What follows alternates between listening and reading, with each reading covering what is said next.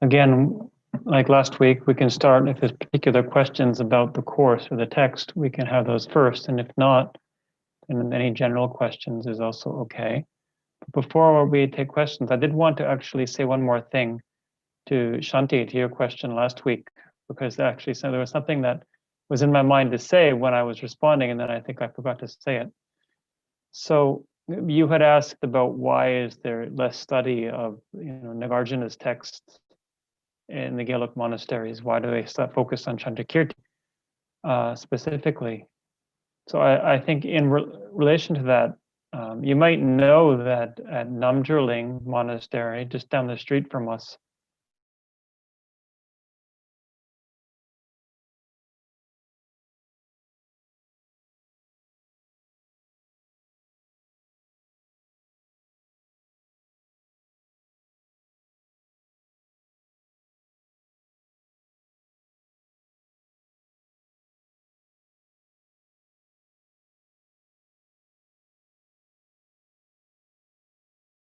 and for Vinaya, we study Gunaprabha's text, and then for Abhidharma, we study Vasubandhu's text, right? Those are the 5 texts. Venerable, just a moment. I think we lost you for a bit because of my internet connection. Sorry. Okay. It's a bit... Okay. Yeah. So I was just saying, those are the 5 texts we study. We study, of course, the other texts come up, but we focus on those 5. Whereas at Namdurling, I think they study 20 texts. They do study Nagarjuna's texts, and they study a lot of other of the Indian texts. Within Madhyamaka, they also study Shantarakshita's texts. And they do that in 9 years. We study 5 texts, and it takes us 25 years. And they do a lot less debate.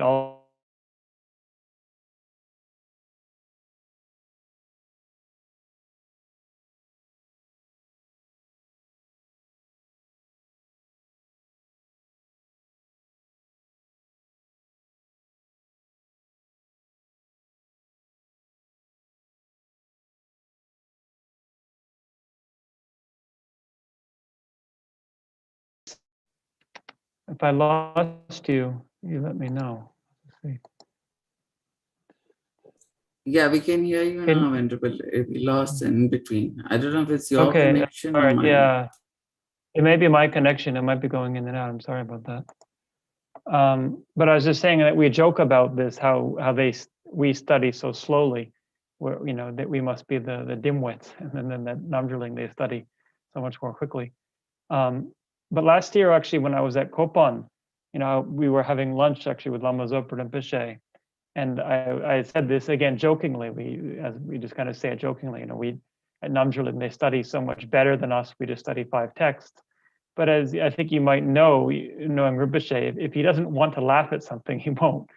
So I made this as a joke, but Rinpoche looked very serious, and he said, "Why would you denigrate the study program of Sarah? That this has been a study program that was designed by holy beings who saw that this was a beneficial way to approach things." Rinpoche explained that it's understood that if you study these 5 texts, then you can read the other ones and you'll understand what they're talking about, because the main debate points are here in these. So that's at least the approach within the Gaelic system. And yeah, it depends. I mean, all joking aside, we can see that it's often said by some of the scholars at Sarah that if you ask a Namdurling monk, that about a particular text, they can give an excellent exposition on it. That's really what they focus on, is giving a lecture on something, probably better than the monks at Sarah. But if you debate them on it, they often will have a hard time answering it, because they don't really get into all these particular points and think about, well, what if somebody says this? What if somebody says that? I mean, it's of course not always the case. There are some exceptional ones, but in Gaelic, the focus is more on, asking particular, very pointed questions and seeing, can you creatively come up with a way to answer this? You're not just sticking to what says in the text, but really thinking about the points. from many different angles. Okay, so yeah, if anyone has any questions now, we can continue. You may unmute or put your hand up in reactions. Hi, Venerable. Hello, yes. Hi. I have a question. I will write down on the chat because it's easier. It's about 3 terms of the 70 stanzas. Okay? Okay, okay, okay, okay.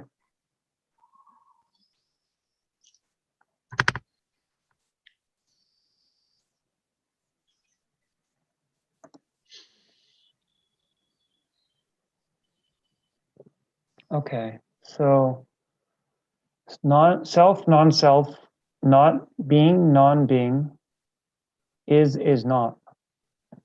Do you know what stanzas those are? Yes. What number stanzas? Okay.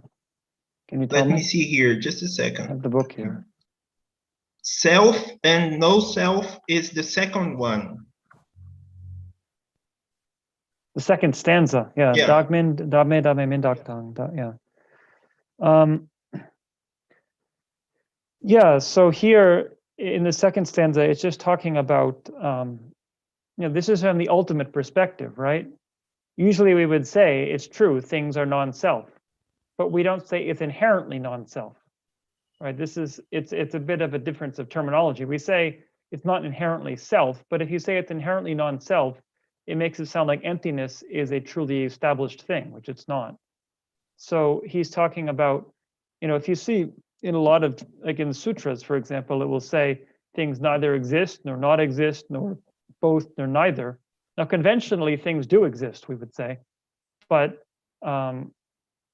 it's not. But when it's saying they don't exist, it's saying they don't exist inherently. They don't inherently exist. They don't inherently not exist. So here, it's not meant to be taken literally. We would say when it says it's not non-self. We would say yes, it is non-self conventionally, but not inherently so. And then for what's number 2? Not non-being, not being. What stanza is that? Is let me see here. The 32nd. 32nd stanza. Okay, so duce tani dumache dumamayan. Yeah, so again, it's saying that compounded phenomena and uncompounded phenomena are neither multiple nor singular. They don't exist, they don't not exist. They don't both exist and not exist.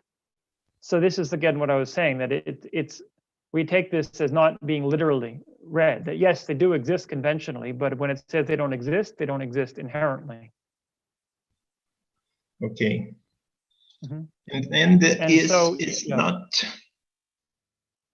Yeah. Is the 44. Okay.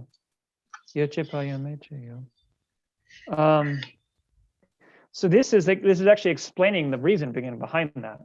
It's saying, because it's written in quotations. I'm not sure how it looks in English, but when the Buddha said things exist, or he said they both exist and don't exist, or he said, actually, yeah, I think actually there's some dispute that maybe there's some problem with the Tibetan here, because it seems to repeat itself. It may be that, but it does. The point basically is that the Buddha was saying sometimes he says things exist, sometimes he thinks they don't exist, sometimes he says both, sometimes he says neither. And then it says the things that the Buddha said with an intention are hard to understand, meaning that he said different things in different contexts. So you have to parse them. You have to be very careful. And this is explaining what was said earlier, that yes, sometimes the Buddha says things exist, and sometimes he says they don't exist, nor non-exist, nor both, nor neither. It really depends on the person hearing it, and you have to look at the intention behind it. When he says they don't exist, he's not saying that things don't exist conventionally. He's talking from the ultimate perspective, they don't exist. Yeah. Yeah. Okay. Thank you. Okay. Yes.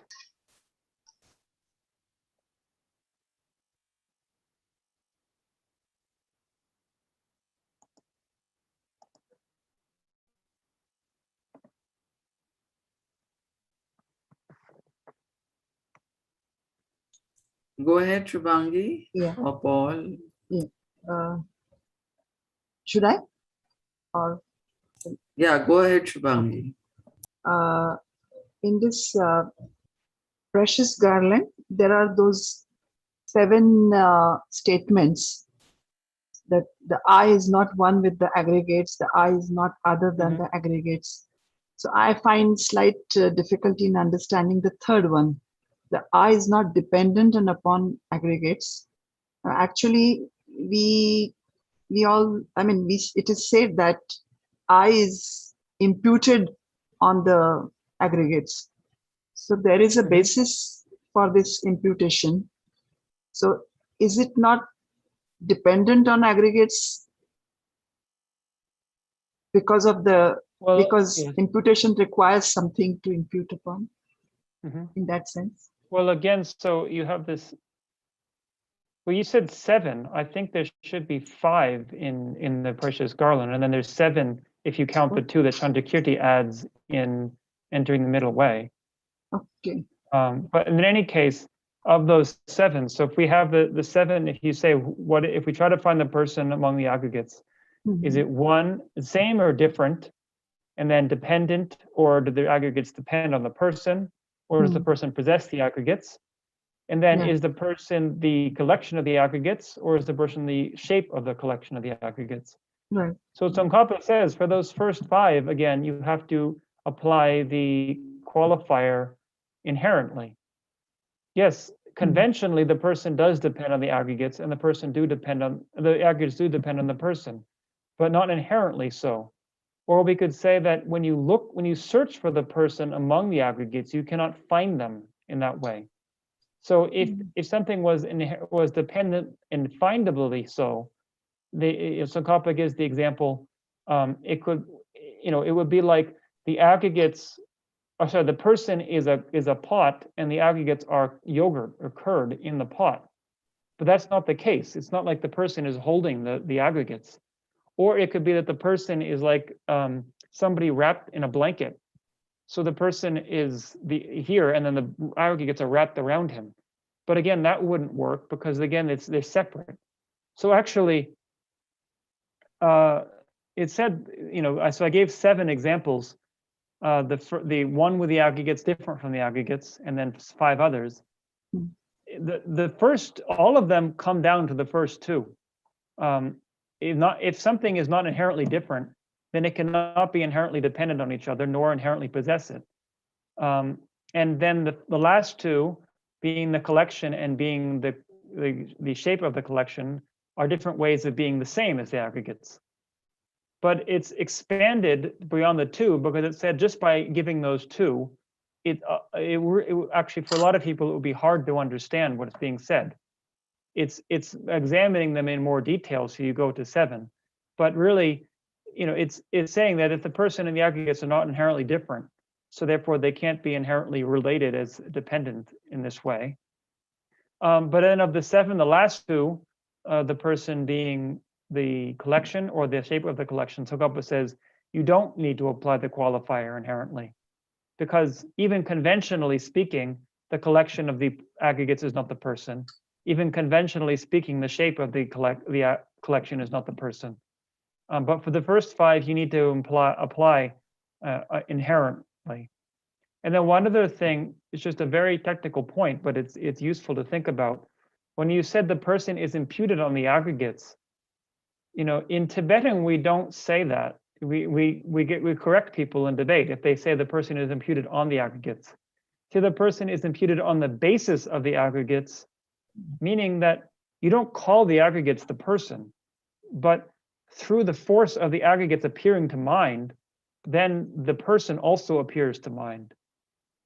That's what it means that it's imputed on the basis of.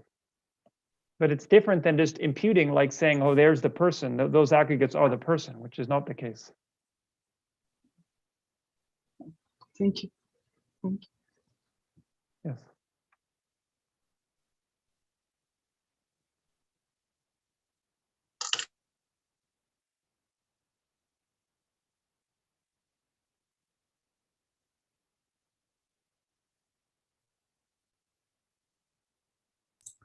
Anyone else has any questions? I'd just like to say that it's a little bit embarrassing because I haven't actually, been following the course in full. If I had, I've got many questions. Mm-hmm.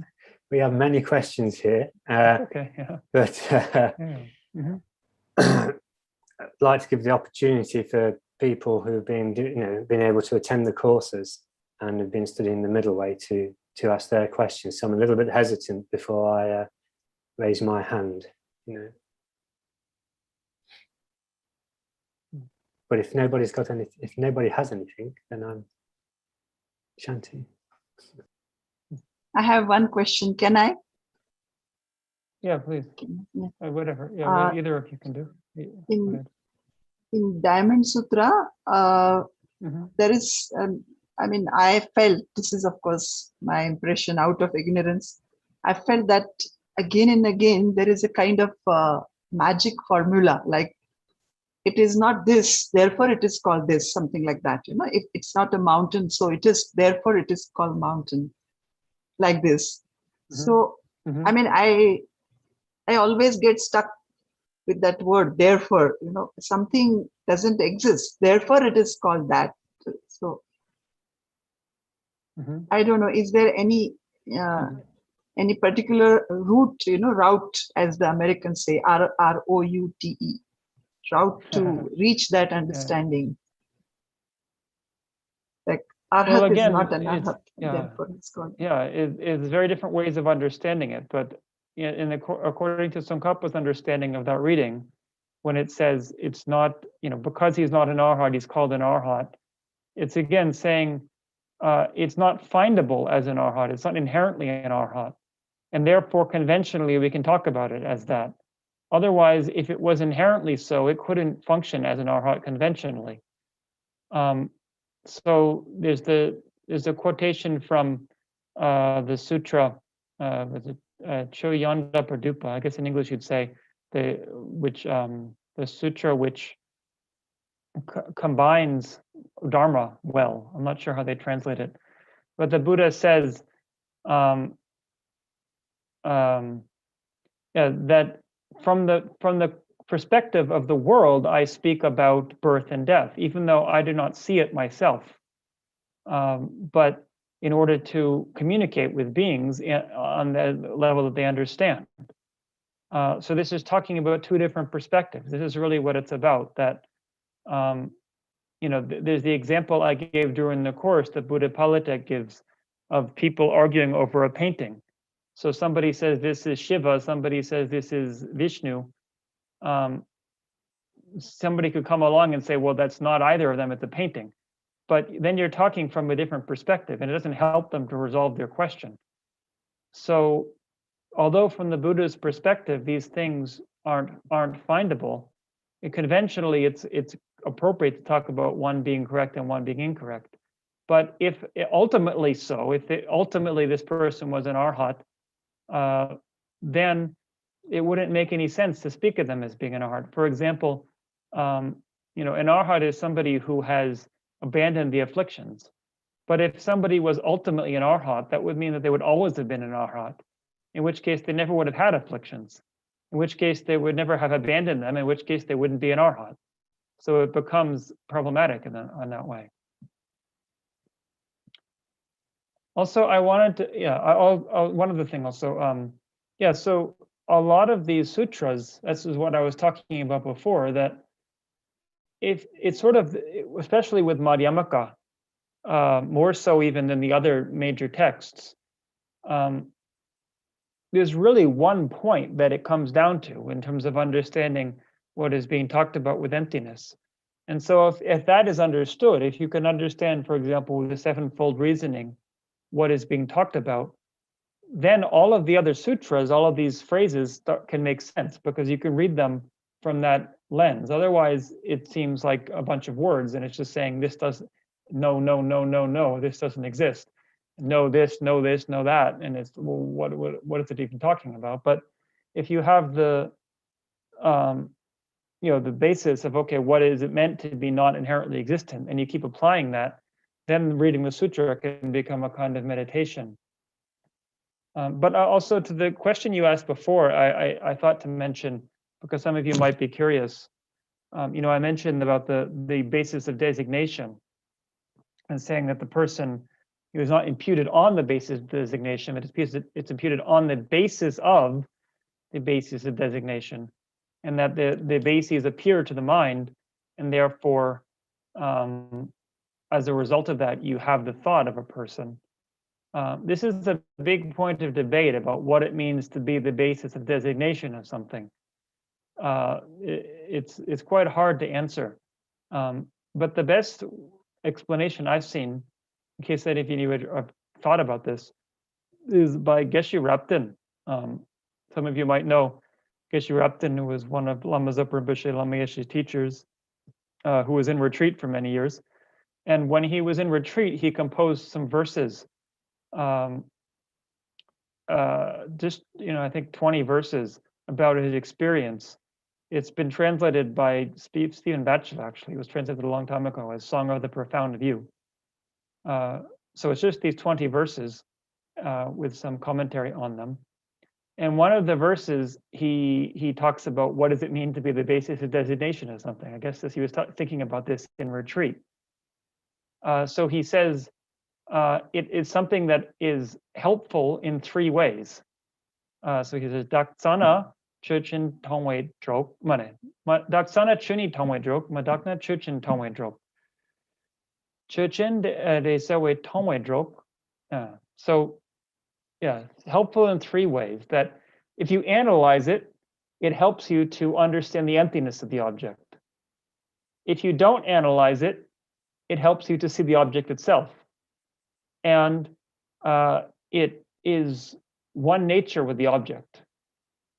I forget why that's called helpful, but so if those are the 3 ways, so if it sounds a little abstract, but if you think about what it means to be, so we take the aggregates.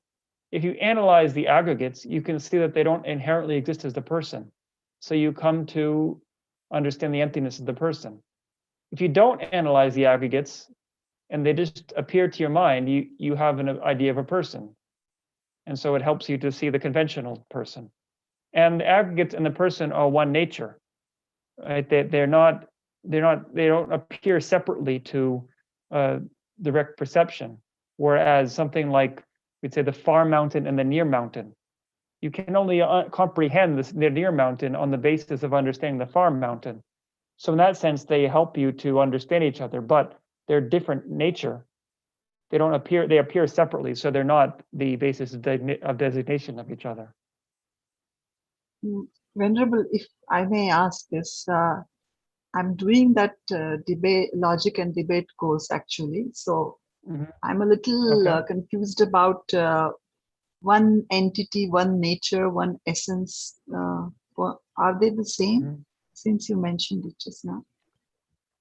Okay, so one nature, one essence, and so I guess I don't even know how they translate it in English, but there's 3 words in Tibetan that basically are very similar, and they all are synonymous. So one nature, one essence, maybe one entity, I think, in English. Yeah, those are all synonymous. But then you have one substance.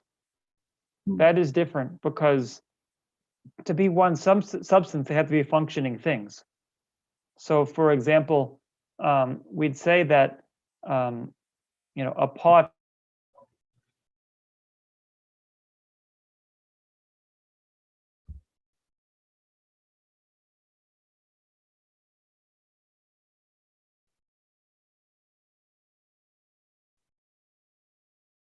Sorry, I think Venerable's frozen. No.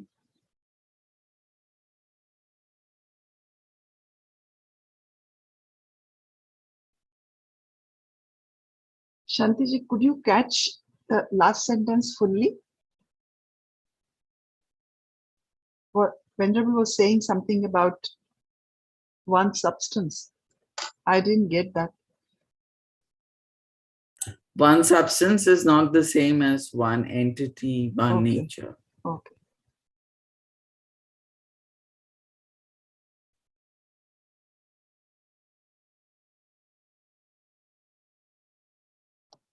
Oh. Yeah, I don't know if you missed what I said at the end, but Yeah. I was just saying the pot, the definition of pot, right? They're one entity, one nature, but not one substance, because the definition of pot is not a substantial, it's not a functioning thing. There's also a question of whether in the Prasangika Madhyamaka school, whether there even is such a thing as one substantial entity. It's not entirely clear, because for their school, there's no such thing as a substantial existent.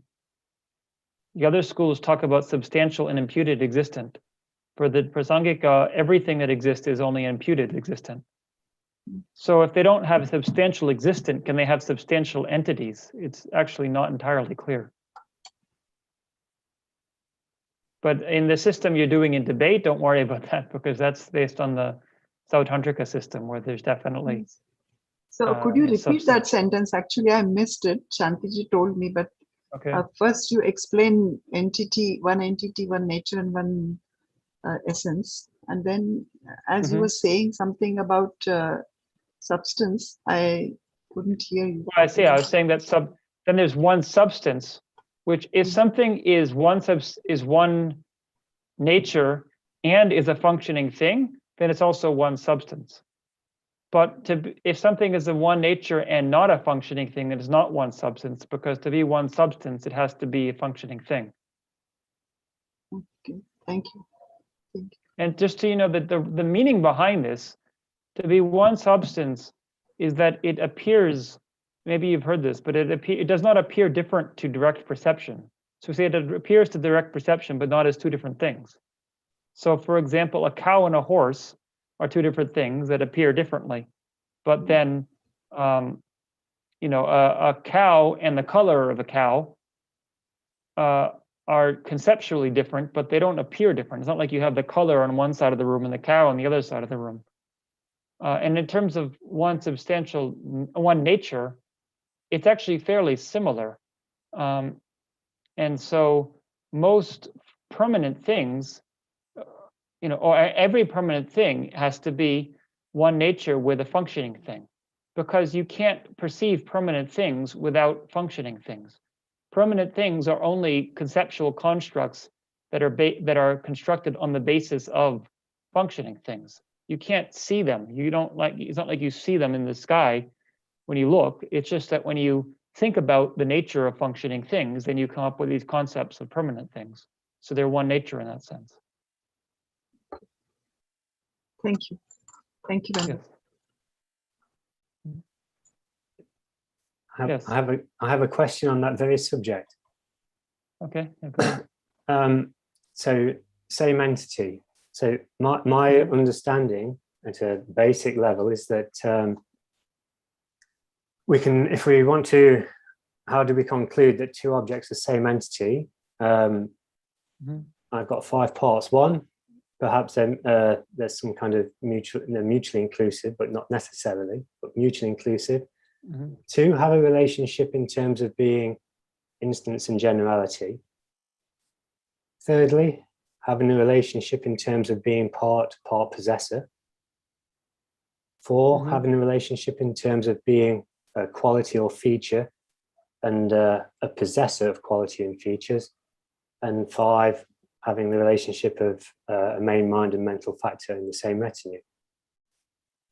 My question is, and this came up yesterday here in debate, I couldn't really differentiate between, this is from the Sutrarians, the difference when we posit a relationship in being terms of part and part possessor, or having a relationship in terms of being a quality feature or a quality feature that's a possessor. Okay. I don't know if you can help with that. So first of all, this list of 5, you're saying this is something that you came up with, or that you read specifically somewhere? It actually was, it's something that we've been doing here with Geshe Graham. I think it, okay. And it's been kicking about for maybe the last 4 years now. We just happened to be looking at same substance came up yesterday, actually, or same substantial entity. And we were talking, anyway, we were discussing the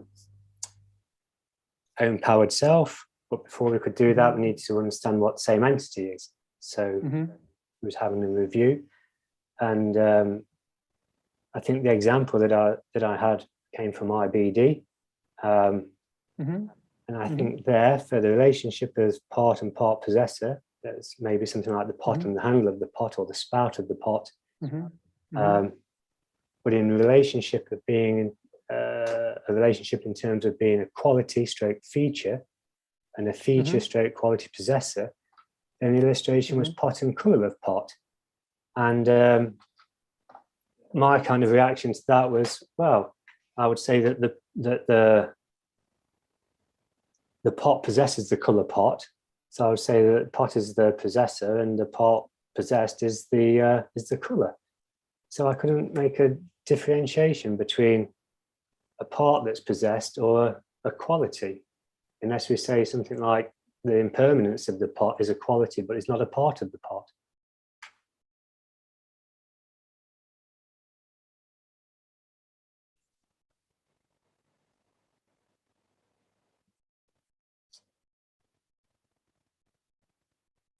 Sorry, we're frozen again. I'm going to paste it onto the screen. I don't know if it'll work.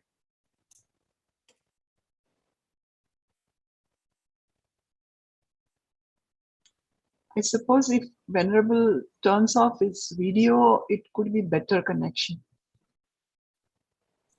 We'll just work through it. Paul, is a quality always impermanent? How can it be permanent also? No, impermanent. The impermanence of the pot, I would say, is a quality of the pot, but is it a part of the pot? I've posted it onto the chat box.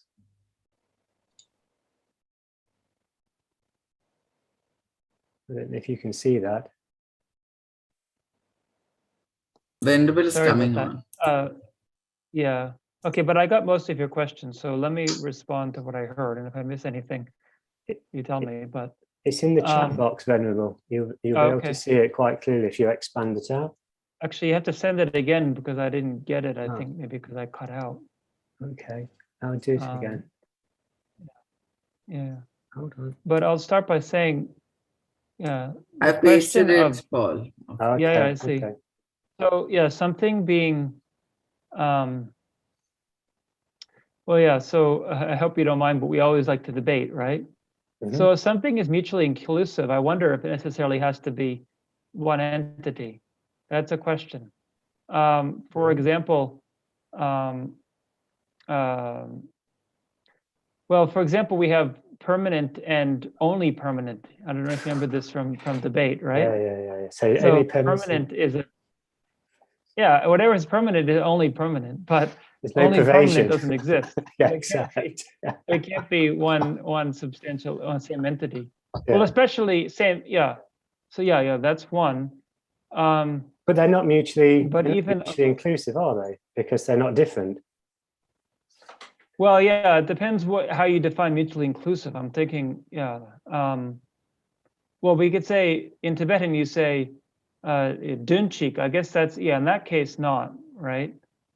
But then we say yin kyap nyam, meaning like what is it? Like one, whatever is one is the other, right? So there's two different ways. So I guess if you consider the dunchik part, then yeah, then they are not one. They're not dunchik. So yeah, so I think maybe you can say that's true. Yeah, I'm just thinking about that. What I would say to that.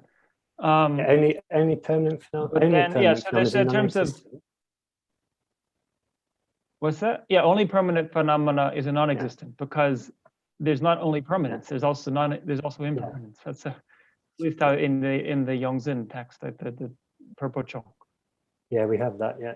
Having a relation in terms of instance and generality, I mean that's definitely true, but I think that would be subsumed among the other ones, because part of the definition of being an instance and generality is that they are one entity. So it becomes circular. It's like saying, what does it mean to be a human being? Well, it means to be either a man or a woman. a male or a female human being, right? Say, but then it's like, well, but then you have to know what a human being is first to know what a male or a female human being is. So to know what something is an instance of generality, you first have to know that they are the same entity.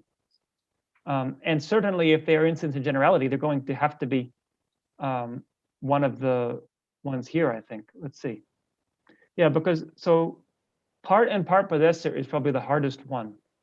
I mean, if there's sort of a narrow way and a more expansive way. So a more expansive way is almost everything that's one entity is part and part possessor. So even the qualities, like you have pot and the emptiness, or sorry, pot and the impermanence of pot. That's a quality possessor and a quality. It's also a part and part possessor. The impermanence of pot is a part of pot. Okay. But that's, yeah, it's one of the hardest things. It's like I just said, this thing about what does it mean to be the basis of designation of something. It's very hard to define it. And I said, I guess your thing is the best that I've seen of any definition. But then what does it mean to be the part of something? I think one of my classmates, the best answer I got was that, yeah, they're one nature and it's within the, what is it, sokpa, so how do you say, within the assembly of the thing. It's sort of very general, but it's like it definitely pervades all of the instances of it. But if you want to limit part and part possessor to being like, you say the handle of a pot and a pot, where it's some part in a physical sense, right? Yeah. Then it's very different than quality and quality possessor because they're not coextensive, right? So I don't know how in English we say they're one, so you can have both one substantial entity, but then you can also have one substantial entity from the point of view of object, time, and nature, right? Yeah. Or place, time, and nature. Place, time, and nature, right? Yeah. Which is so pot and the emptiness of pot, or so the impermanence of pot, are not only one substantial entity, but they're one substantial entity in terms of place, time, and nature. Wherever there's a pot, there's the impermanence of pot. Wherever there's, time, whenever pot exists, the emptiness, the impermanence exists. They arise together, they cease together, and they have the same. And whatever is one nature with pot is one nature with the impermanence of pot. Yep. But it's not the case for the handle and the pot. Wherever pot exists, the handle doesn't have to exist because pot exists on all the parts of pot. The handle only exists on some parts of pot. In terms of time, they're probably coextensive, although you could say you break the handle and it's still a pot. But then in terms of nature also, something can be one nature with the pot, but not be one nature with the handle. For example, the base of the pot is also one nature with the pot, but it's not one nature with the handle. And furthermore, pot can appear to direct perception without the handle appearing, because you can see the back part of the pot with your eyes, but you don't see the handle. But pot cannot appear to direct perception without the impermanence of pot appearing. So it's not quite as close of a relationship as the quality and quality possessor. And then the main mind and mental factor again. Yeah, let's see, where would those come in? Yeah, I mean, I guess you could say it's a different thing than all of the other ones. But again, you would say it's part and part possessor in some way of that, but not maybe in the same way, in the most specific way, but more broadly speaking, you might say that. I guess you couldn't really say it's a quality possessor, but it's kind of like that, right? I mean, it's like the mental factors are particular qualities of mind. And then of course there's some systems where they're not one substantial entity, like in the Viveka, but we're here talking about the Sautantrika system, so that's okay. In which case, yeah, they are so. So I hope, I don't know if that answered your question entirely, but these are, I think it's a good list you have here actually, because probably as long as you talk about part and part possessor as being more the specific of being like a physical part, then probably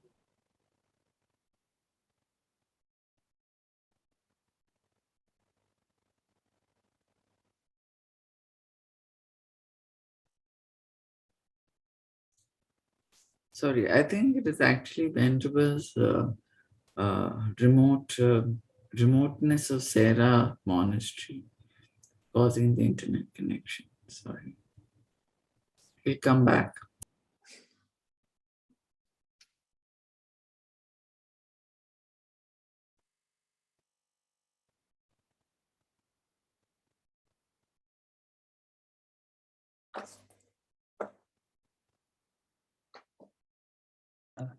sorry, this keeps happening here.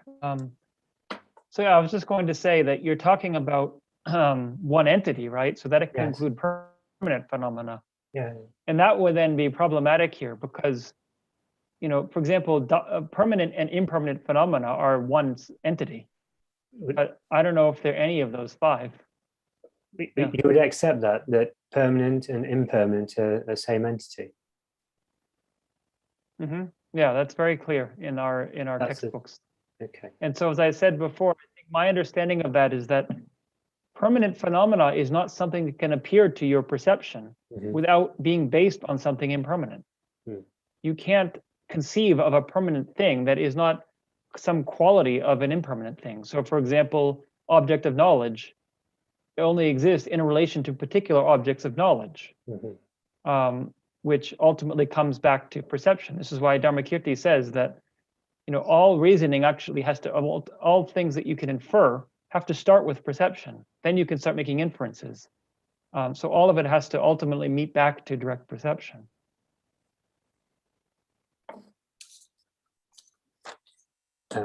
May I continue? I don't know if on the same subject.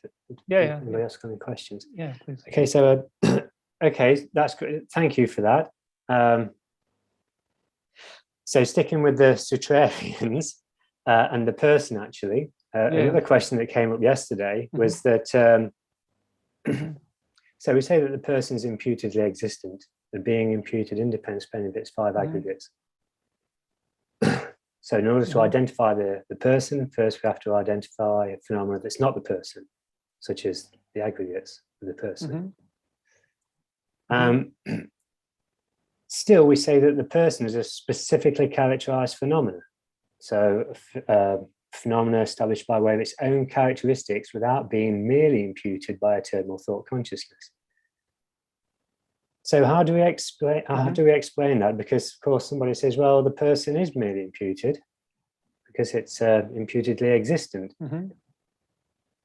Do we take this understanding that it's the basis, that the aggregates, the physical aggregates, and actually the mental consciousness as well, that are substantially existent, substantially existent, and the reason we can say that the person is a specifically characterized phenomena because whilst it is imputedly existent, it's imputed upon its basis, which is substantially existent.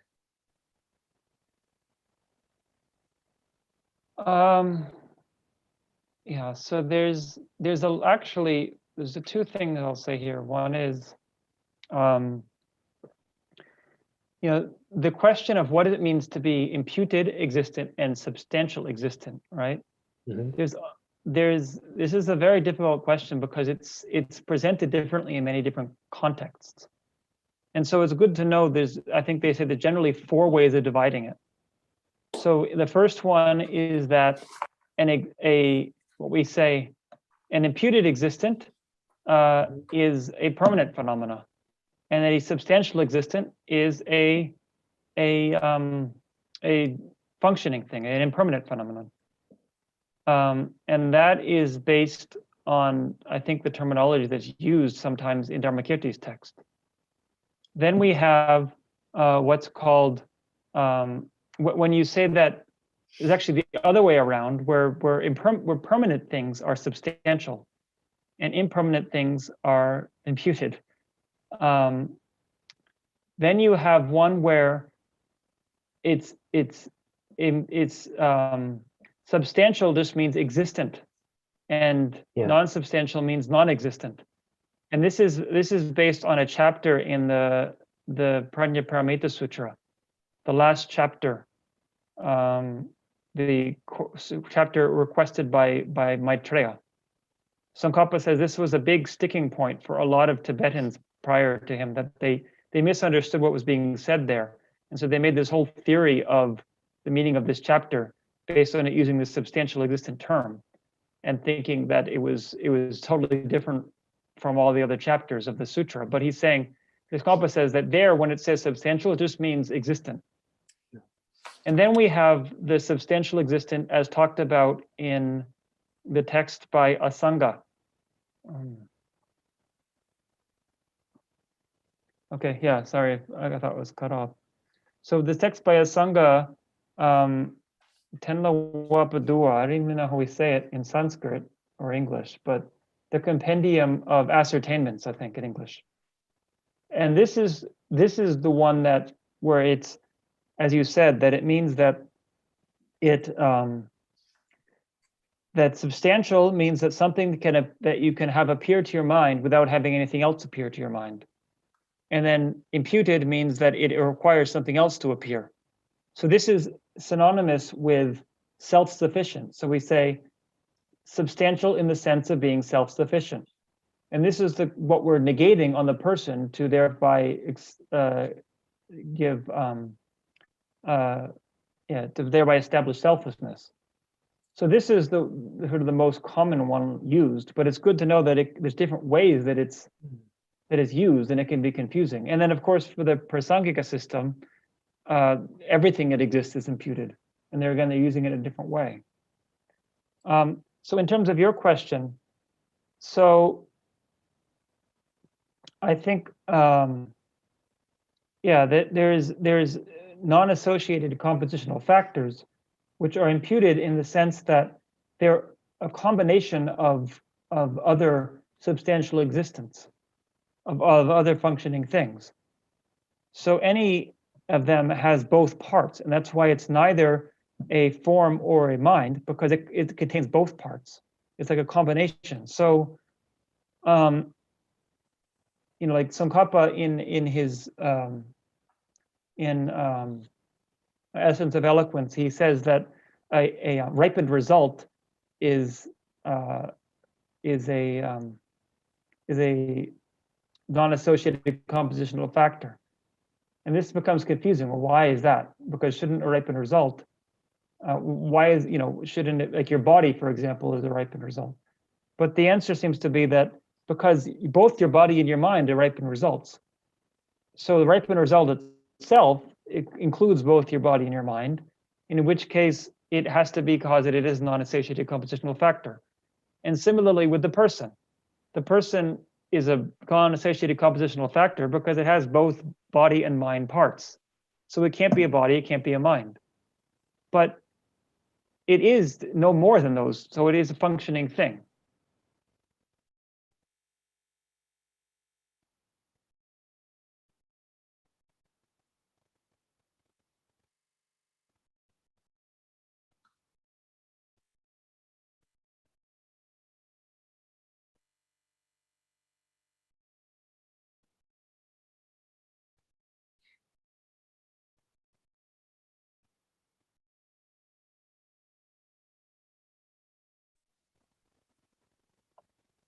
Okay, I don't know if I just paused for a second there, but let me just help if you can hear this. It's different in Tibetan. The Tibetan for imputed existent, Nāgārjuna, and the Tibetan for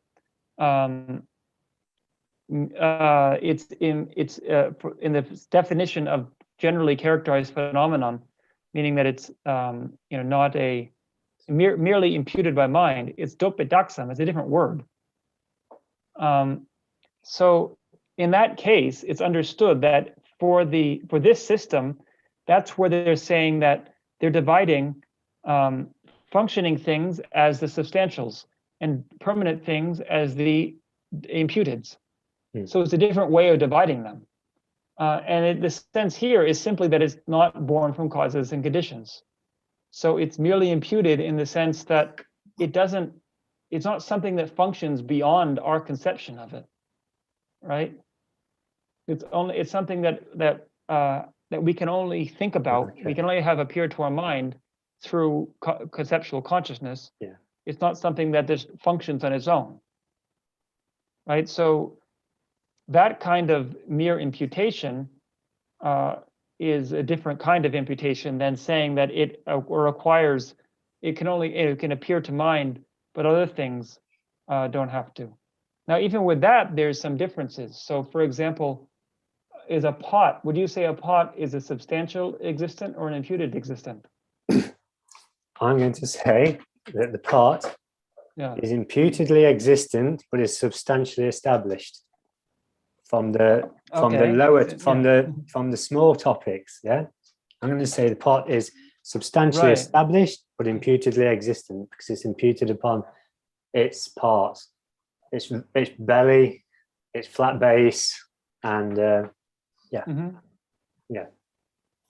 yeah, that's a good point. So I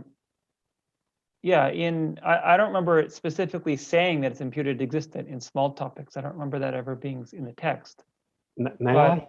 There is a please tell me. This is a massive debate here. Okay, so we've been thrashing this out for 2 years about the table. If it's translated correctly, if it's translated correctly, Geshe Gelsen will say that the table is not imputedly existent. And my position is that it is imputedly existent because it's imputed upon its parts, its four legs and its top. Yeah. Okay. But So as I say, I don't remember it saying specifically in the small topics, but it does say very specifically 2 places. One is in the text. So you know the Abhidhamma Samuccaya by Asanga. Yeah. Right? Okay. Yeah. In that text, it very clearly says that a pot is a imputed existent. And then Gyaltsab-je in his commentary on that, he says that. Okay. So that's one. And then the second is in the 4th chapter of Jetsun Chökyi Gyaltsen's textbook, his commentary on the Prajnaparamita. He also says, but he's talking about the Vaibhashika school. I'm not going there. So there's that. But then in Tsongkhapa's text, Essence of Eloquence, when he's presenting Bhavaviveka's system, he says that a pot is substantial existent. And that's clearly said in Bhavaviveka's system. But the thing is, it's very clear that they mean something very different. So in Abhidhamma Samuccaya by Asanga, what he specifically says, because when a pot appears to a mind, as you say, there are things that are not pot that have to appear, such as the base and the spout, which are not a pot. Where he says that something substantial is like the color blue. When it's the color blue appears, only blue, you don't have to have something non-blue appear to your mind. Whereas Bhavaviveka's system is completely different. A pot is substantially existent because it is not a collection of different things. All the parts of the pot are clay. It's a clay pot. It's not like whereas a forest, he says, is something that's imputed because there's all kinds of different things that are appearing. There's many different kinds of trees that are not we say the same class. You know, they're different classes of trees, whereas all the clay particles are the same class. But yeah, then there are some people who would argue that all form and mind are substantial, and then the non-associated compositional factors are imputed. So again, in some texts it says that. So you have to look at what the author was, what he defined. Which I should say he or she, but unfortunately, I think most of these authors in India that we're reading were he. So I said that, but you have to look at what the author is using as the criteria for what it means to be one or the other, and from that then you can be internally consistent. But otherwise, if you try to say, well, this text says this and this text says that, and you go with these quotations, they'll contradict each other. So I think, I think you can defend it either way. But if somebody says it's substantial, you can give these quotations and Yeah, I've say, written well, those this down. great master said. Yeah. So, without taking up too much time, would you agree from the perspective of the small topics that we can say that that all impermanent phenomena are substantially established, and then we can say there's 3p between substantially established and let's say imputedly existent and substantially existent. Yeah, 3p between substantially established and substantially existent. Does that sound okay? Yeah, that's right. It's quite clear if you take the Sautrantika system, at least as far as the Geluks have explained it. It's very clear that substantially established is a functioning thing. It's mutually inclusive. Yeah, okay. It's the definition of substance, and substance is mutually inclusive with functioning thing. Whereas that's different than substantial existent and imputed existent. Oh, because a person is very clearly, a person has to be said to be an imputed existent. If a person was substantial existent, then there would be no selflessness to person. Yeah. So substantially, sorry, did you say substantially established is the definition of substance? Yes. Okay, I haven't, we haven't seen that here.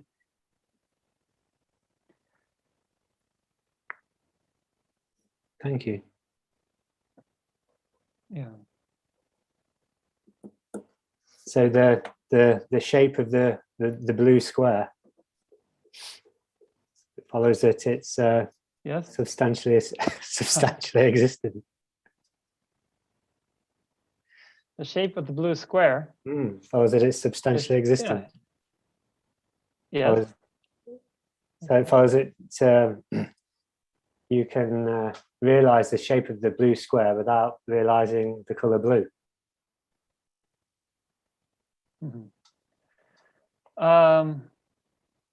Because it's substantially possibly, existent. Yeah. Yeah. Okay. Yeah. You accept that. You accept that the blue square is substantially existent. Sorry, the shape of the blue square is substantially existent. So in order to apprehend, yes, in order for the shape, the shape of the blue square to appear to your eye consciousness, then you don't have to perceive the color of the blue square first.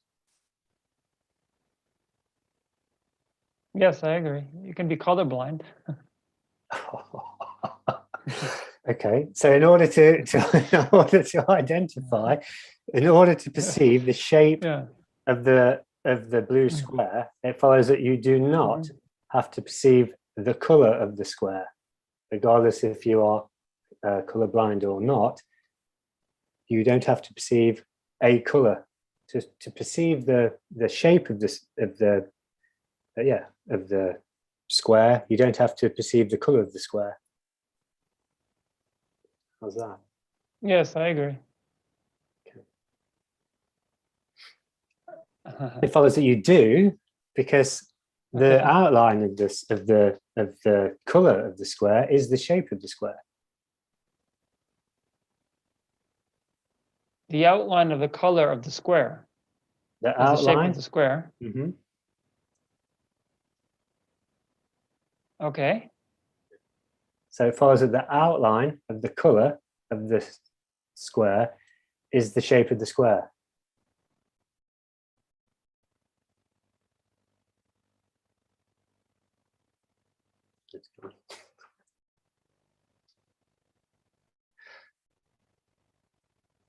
Sorry, Shanti, I can't see. Yeah, he's frozen. I better stop, Shanti, or else I feel a bit guilty. It's okay. I think people are not so advanced to have advanced questions. So I think we're enjoying your questions. Okay. And as I said, that Joya has a question. Okay, well, let somebody else ask Shanti, honestly.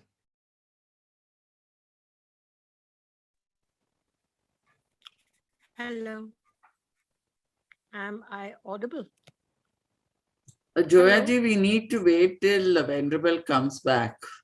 He's Oh, disappeared due to internet issues. I have an extremely elementary level question. So I'm a little embarrassed about asking it. No problem, Venerable. I mean, Joyaji. Oh, sorry. Yeah, I think I got escaped your debate there. Just one thing I wanted to know, yeah.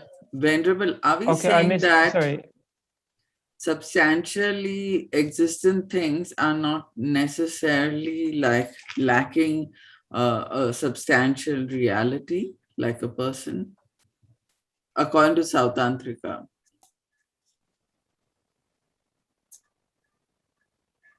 Well, I mean, again, I'm not sure what you'd mean by substantial reality, but if you want to say substantial establishment, yes, everything that is a functioning thing is substantially established. So actually, yeah, Joya had written me a question in the chat box, which I think you didn't see, but let me respond to her. And then if you have a follow-up question, please let me know afterwards. But Joya had asked about the non-associated compositional factors. So she asked, how does this, how did this evolve historically? I mean, I don't know exactly the history behind it, but the general idea behind it. So if you know about the 5 aggregates, right? This is a very important topic that often can be confusing, because why do we have the 5 aggregates, which are the basis of designation of a person, which is the form, feeling, discrimination, compositional factors, and consciousness. So it seems like a bit of a haphazard grouping. Why do we have this? But the point, we say first we have body and mind. So that's quite simple. You have body as the first, and the last 4 are mind. Then within mind, you have main minds, which is the 5th aggregate. And then you have mental factors, which are the 2nd, 3rd, and 4th. And then within mental factors, you have the 2nd and 3rd, which are specified separately. Then you have the 4th one, sorry, which includes all other mental factors. So the reason that the 2nd and 3rd are specified out, feeling and discrimination, is because these are the main 2 causes of samsara. That beings are mainly cycling samsara because of attachment to pleasure and aversion to pain, which is feeling. And then because of their belief system that they believe that certain actions will cause pleasure and certain actions will cause pain, that's discrimination. So because those 2 are so important, they're separated. And then the 4th one is compositional factors, which actually, the word compositional factors, duce, it's the same word that is used for the 2nd link of dependent origination, the 12 links. So it's called this because it's specifying one very important mental factor, which we might say volition or intention, which is another major cause of samsara. So that's it's sort of a haphazard naming, because really it doesn't just mean that one mental factor. The 4th aggregate includes all other functioning things that are not included in any of the other 4 aggregates. So it includes all other mental factors other than those 3, such as contact, and then of course like aspiration and energy and anger and attachment. All of these things are all included in the 4th aggregate, compositional factors. And not only that, but all other functioning things, such as person, such as mental imprints, such as impermanence, and such as functioning thing itself, those are all included in the 4th. So then this compositional factors, it has things that are both mental factors and which are not mental factors. So the ones that are mental factors are called associated compositional factors. Associated meaning they're associated with the main mind. Whereas the ones that are not are called non-associated compositional factors, which means that they are not associated with the main mind because they're not mental factors. So that includes all the other functioning things that are neither, neither form nor main mind nor mental factor. Now, in the Purbo-Jok's text on the collected topics, yes? No, are you saying that the non-associated compositional factors are not associated with the main mind? Is that right? They're not mental factors. They're not mental factors. They're not. Well, they're not mental factors. Yes, because associated with the main mind means mental factor. So they're non-associated means they're not mental factors.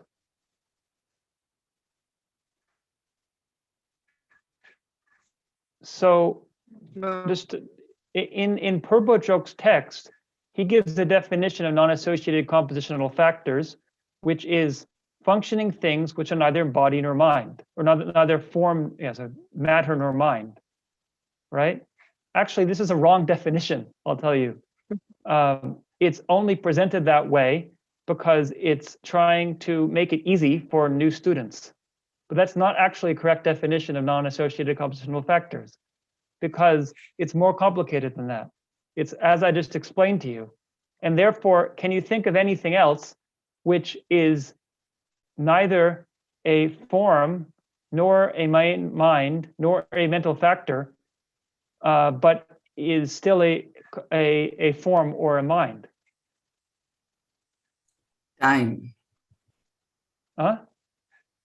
What about time? No, because time is neither form nor mind, right? But it's anything that is either form or mind, but is not form, is not main mind, is not a mental factor.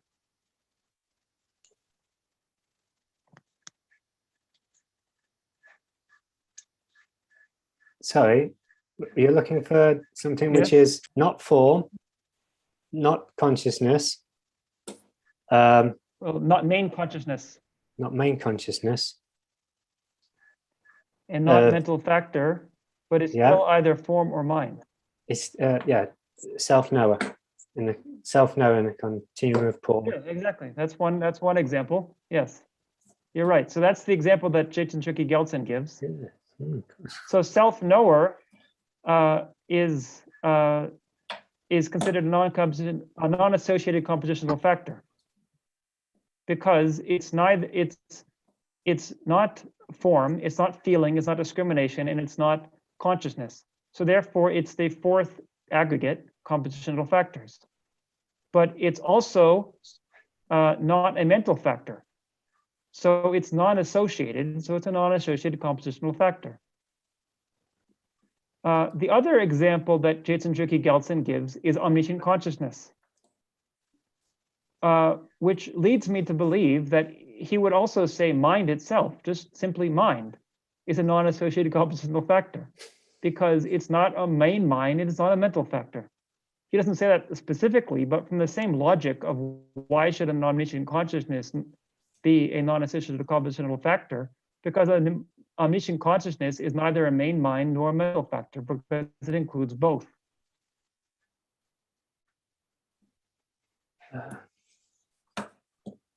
So the general isolated mind. The general isolated mind. Yeah, I said you say maybe it's better for a Purbo-Joke. Maybe this is why he did this, because I don't want to confuse people. But but if you want to understand why it's called that, that's the issue. Is why is it called non-associated compositional factor? It's for the reason I explained. In which case, if you think about that, what's that? You clarified that a self. It just simply means is not a self-knower. Factor is not a mind. A self-knower. It's not a mental factor. No, it's not a main mind. It's not a mental factor. No, and it's not a main mind either. But it is a mind. That's different.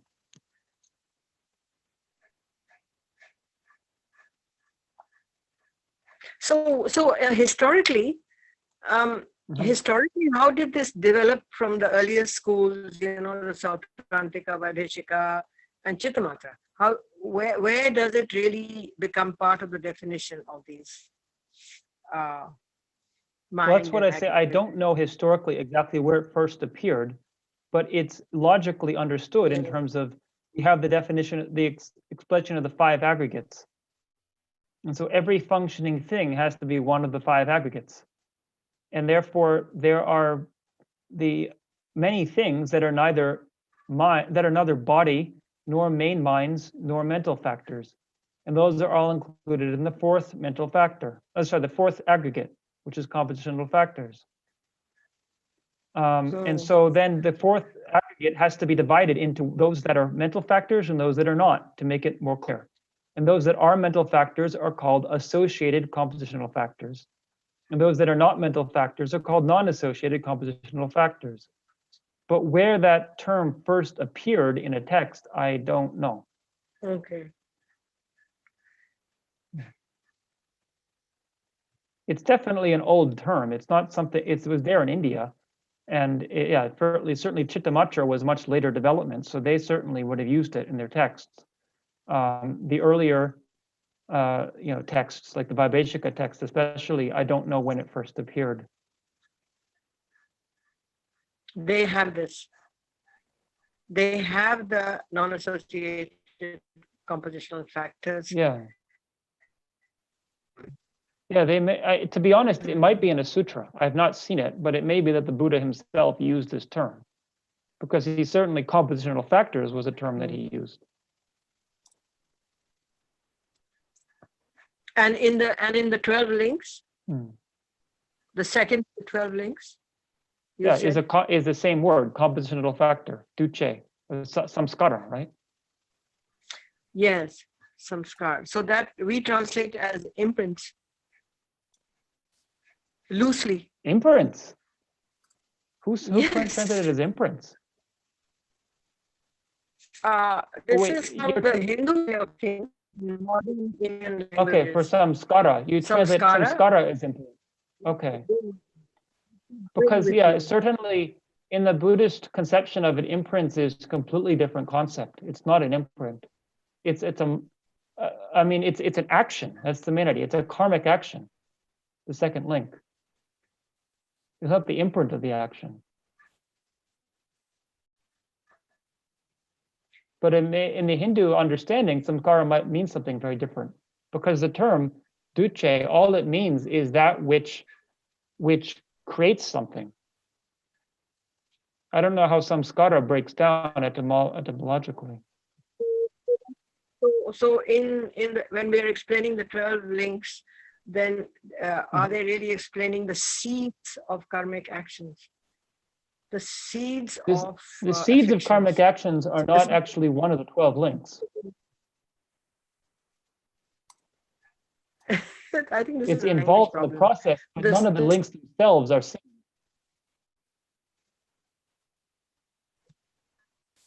So how would you then explain the second? Explain the second link, samskara. Yeah. How would you define that? I don't know if you know that. Yeah. In English, I would define it as impelling karma or throwing karma. I don't know if you know that term, but they're synonymous. Throwing karma and the second link are synonymous. Yeah. Projecting karma? Projecting karma, yeah. Same. Yeah, exactly. Okay. All right, thank you. Yes. Oh, yeah, the correct definition of non-associated compositional factor, I would just say something that is a compositional factor and is not a mental factor.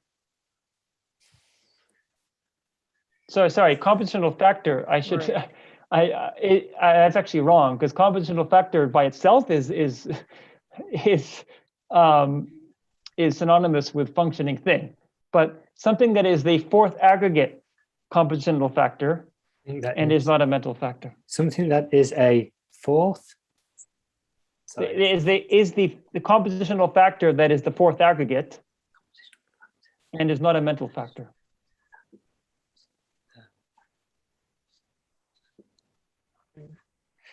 A compositional factor that is the fourth factor, but not a mental factor. Fourth aggregate. Fourth aggregate. Right. So what I mean is that it's when you use the word compositional factor, it can mean many different things. But if you take the meaning of it within the context of the fourth aggregate, then something that is that but is not a mental factor.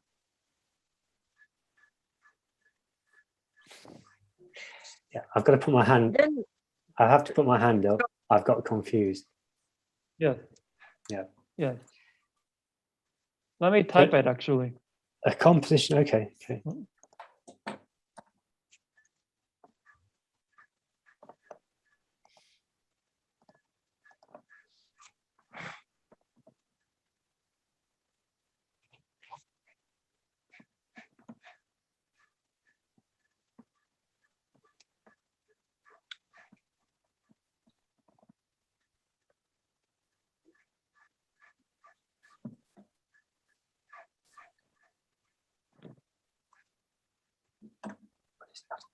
Factor.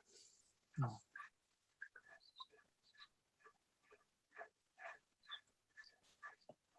Okay, so something which is a compositional factor, aggregate, but not a mental factor.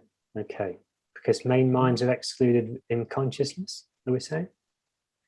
Yeah, the main minds are the fifth aggregate. Yeah. So they're excluded along with form, feeling, discrimination. Yeah, okay. Yes. Okay, got it. Yeah, okay. So you're excluding the form, we're excluding the main minds, and so what we're left with is things like perhaps mental factors. We exclude those. So what are we left with? Okay, so general isolate or self-isolate of clear and knowing, or something like a self-knower. Okay, it's not a mental consciousness, but not a mental factor. Okay, thank you. Oh, that's great. Thanks for that. Yeah. Yeah. Brilliant. Yeah. I didn't understand.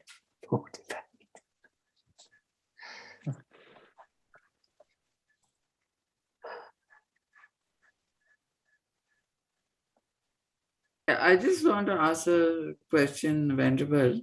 The first seal, it says, the first seal of Buddhism says that all composite things are impermanent, right? Yes. So composite in English terms means something that has parts. But even permanent phenomena can have parts. Yeah, it shouldn't mean that. Well, composite, I guess, if you're saying the English dictionary definition of it. But composite, so in Tibetan anyway, I don't know the Sanskrit for this, but we have compositional factors and we have composite things, right? They're just the present tense and the past tense of the same verb. So the compositional factors are those which bring things together, cause things to come together. So this is why it's talking about karma, really. And then the composite things are things which are brought together, meaning they come about due to causes and conditions. So here, that's what the composition means here. It's talking about causes, not talking about parts.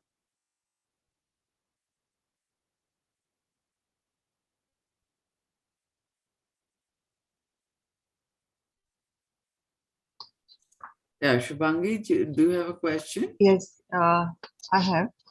Actually, I was not able to understand this one stanza in Dispelling Doubts. I mean, not that I understood other things, but this is slightly more thick. It's the 9th point, that is stanza 20. If there is no nature, then it's wrong to say negations first, and then the thing negated is after that. Both later and concurrent are wrong. And then in 70, stanza 70, negation and temporal relations. So are these stanzas related? The 3 times reason stated. Both I have not understood actually. Yeah. I hope it's not very late to ask this question. It's a good question. Actually, that's probably one of the hardest stanzas in the 70 in the Dispelling Disputes, and also the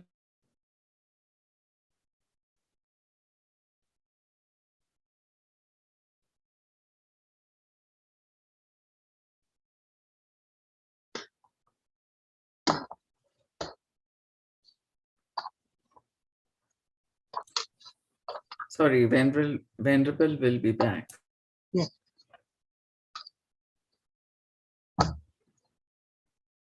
Actually, these pauses are good for digesting what we have heard. Did you hear what I said just then? Because I got cut off, I think. No, Venerable. I was saying that 20th stanza is probably the hardest stanza to understand in the Dispelling Disputes.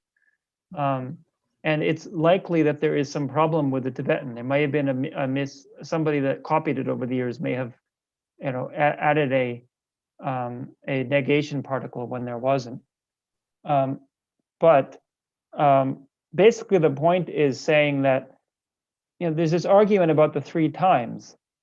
And so, according to your system, is the negator before or after or the same time as the thing it's negating, and all 3 of those don't work. And Nagarjuna comes around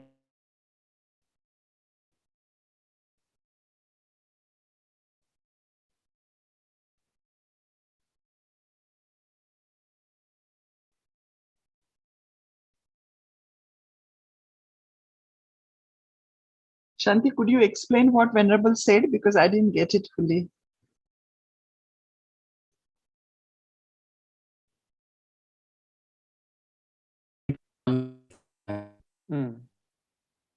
Yes. Okay, I don't know if you could hear me there. No, actually, no. Yeah, it was cut off. Yeah, so the main point here is that the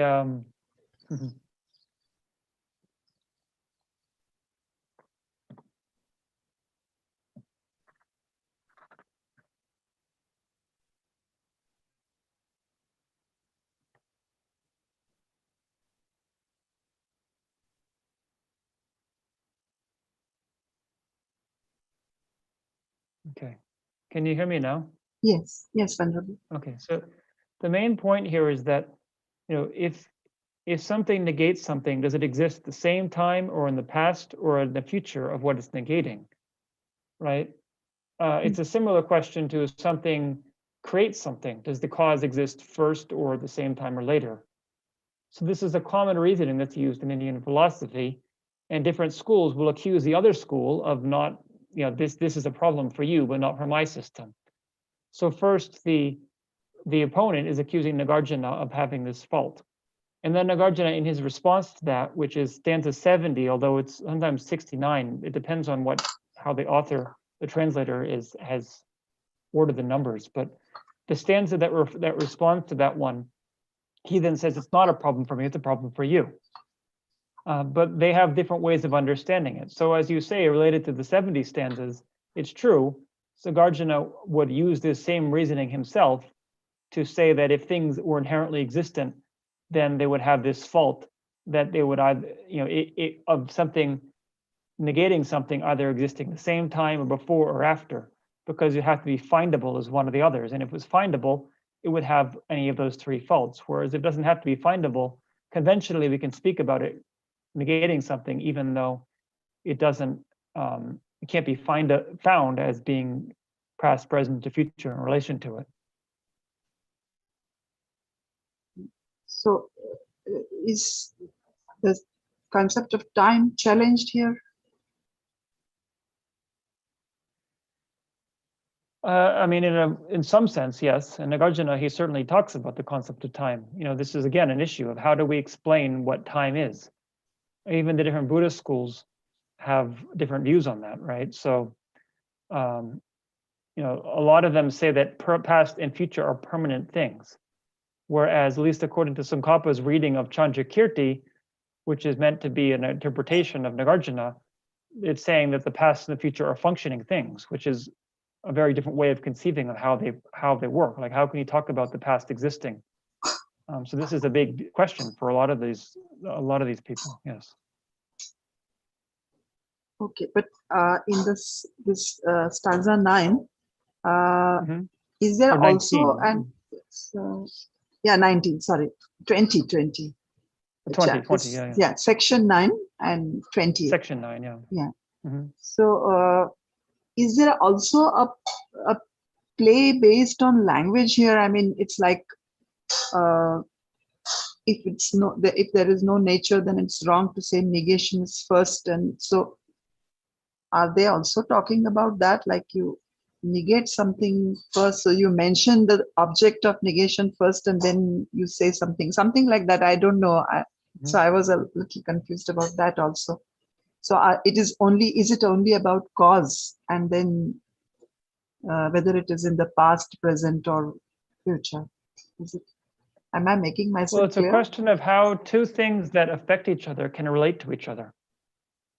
So if two things affect each other, do they exist, one exists first, or do they exist at the same time, or does that thing exist after it? Right? So there's problems with all of that.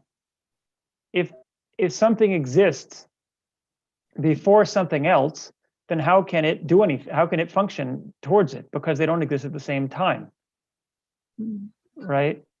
Also, if something exists, so the negator exists before the thing negated, how is it a negator at all? Because the thing that's needed to be negated doesn't exist at that time. But if they exist at the same time, how can it negate it? Because the thing is already established. But if they exist later, then how can it possibly negate anything? Because it's too late to negate it. So there's this kind of conceptual puzzle. It's not really a word game. I mean, it sounds like a word game, but it's actually more of a conceptual puzzle. And so anyway, the Nagarjuna's answer is that it's not findable as any of those. If it was findable, if it was inherently existent, then those problems would ensue. But if you just accept it conventionally, it doesn't have to have those problems.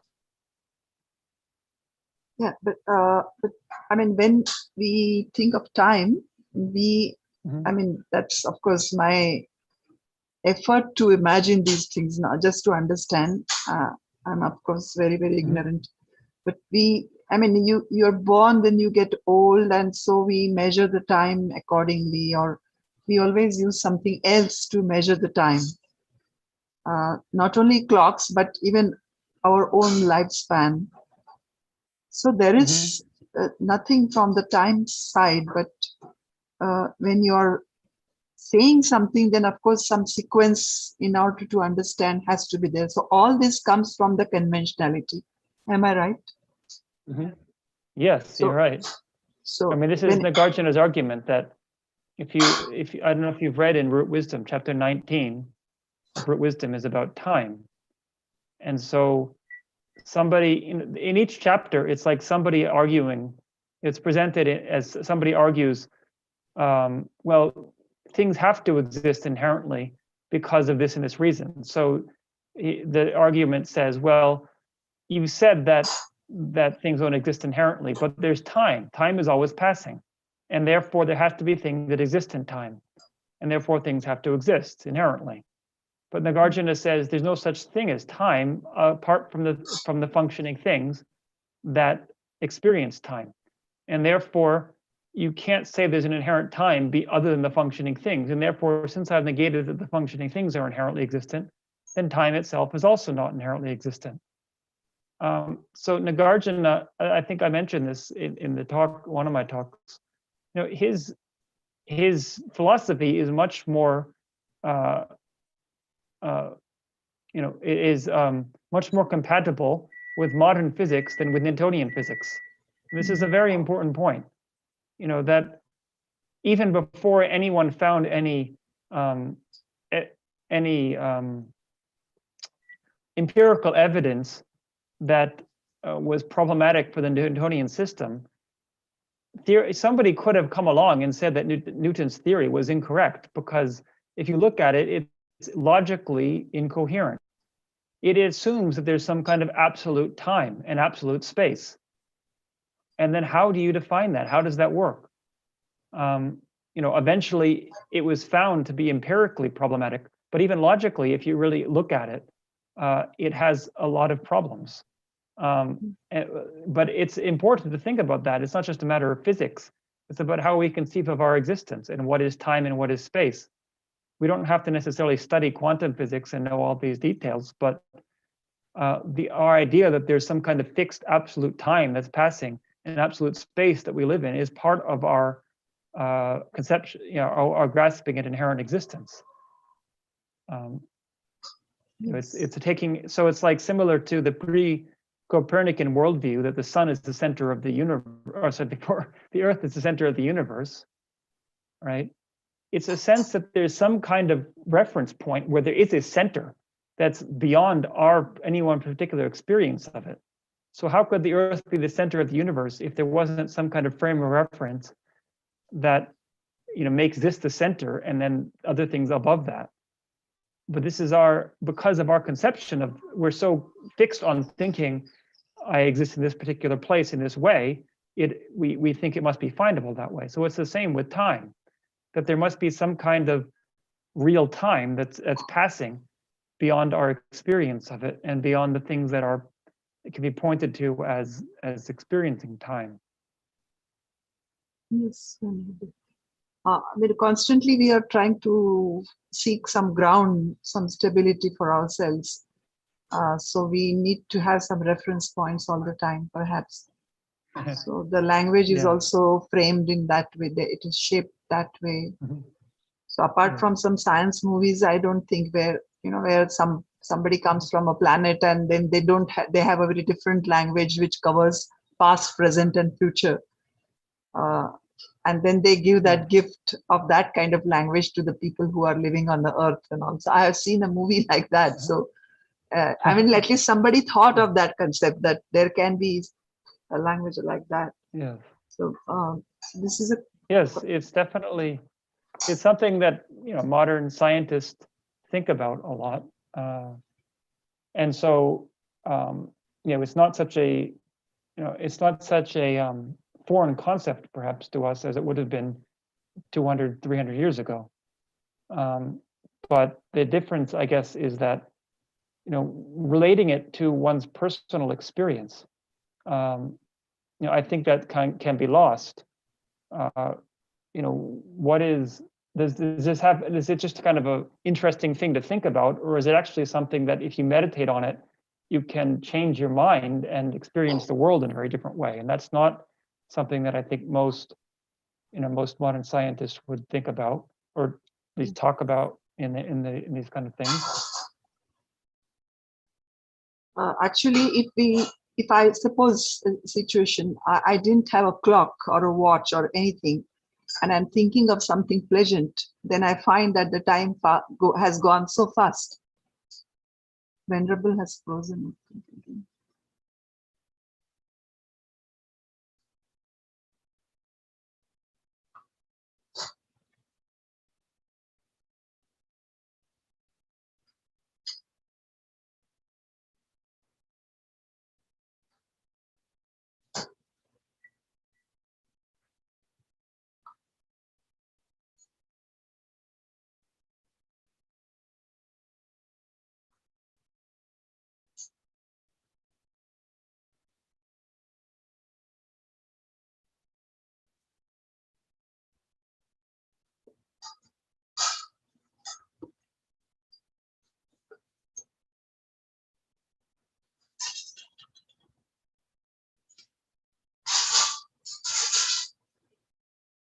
Sorry again. Let me just say finally, that the last thing I wanted to say is that I think, as I mentioned this in the talk quite a few times, that in modern science, there's a very, very strong bias towards materialism. It's almost considered non-scientific to not be materialist. But I think if we really take this logic to its end, materialism doesn't work either, because it's also a reference point. It's an assumption that there's some kind of physical world that was there before and then minds arose from that. It applies some kind of, as I mentioned, this materialism and nominalism on one of the slides. It doesn't apply that same reasoning to that. It's like it doesn't go the next step and say, well, this idea of there being atoms and they're aggregating, it's still only a conventional way of seeing things. And so science runs into all kinds of problems trying to explain what mind is. It's a major issue in science that some people acknowledge more than others. But I think for spiritual practitioners, it's very important to think about this because it relates both to our personal practice, but also to the issue of because that bias is so heavy, a lot of us can be affected by that and think that that therefore science would prove that the Buddhist worldview is incorrect. But this is a very strong defense of that, I think. That's an entirely different topic. I think, we're getting kind of towards the end of the time here. So, again,